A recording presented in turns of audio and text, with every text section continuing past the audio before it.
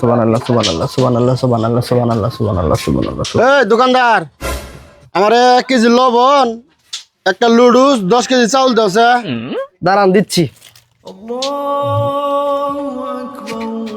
ভাই আজান দিয়ে হেলাই দিছে ভাই, আমি এখন মাল দিতে পারবো না ভাই। আজান তো এই মাত্র দিচ্ছে, তুমি দেহ দিয়ে হারাবা। না ভাই আমি মাল দিতে পারবো না, আপনি দেখেন পাশে দোকান আছে ভাই, এখান থেকে আপনি মালটি নিয়ে নেন ভাই। আমি এখন আজান দিছে ভাই, আমি এখন নামাজ যাবো গা ভাইয়া।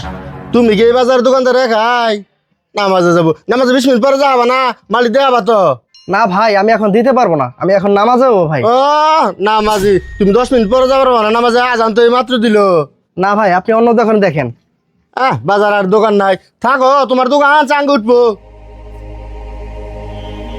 রিজিকের মালিক আল্লাহ, সব আল্লাহ পাক দেখবে।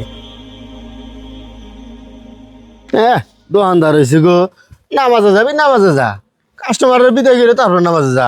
কি হয়েছে জোয়ার ভাই?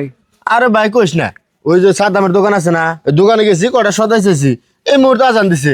সাদ্দাম আমার মাল দিব না। কে বেটা তুই মাল দিয়ে নামাজ যাইলি না, কে রাখিবা নামাজ পড়ে আমরা জানি না, তোর দোকান নাড়ে পড়বো, কই তুইছি আমি। কি করছেন ভাই? ও ভাই দেখেন দোকানে কাস্টমারই থাকবো না, কয়েন আমি। ঠিকই কইছ।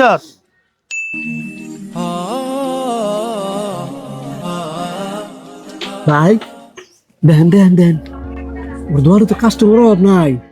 সালে 5 মিনিটে যাইয়া 10 মিনিট হয়েছিল নামাজ পড়ে আইলো, আর এখন কাস্টমার অভাব নেই। আর আমরা এনবো এবার আড্ডা দিলাম, আর এই 5 মিনিটে বললো আল্লাহর হুকুম বান্ধে আইলো। ভাই রে, রিজিকের মালিক আল্লাহ। হ ভাই যান, ওর দোকান দিয়ে মাল নিন কেন যাই। প্রিয় বন্ধুরা, আল্লাহ যদি তার বান্দার সাথে থাকে তাহলে তার রিজিক কেউ কেড়ে নিতে পারে না। যদি ভিডিওটি ভালো লাগে অবশ্যই শেয়ার করে দিন।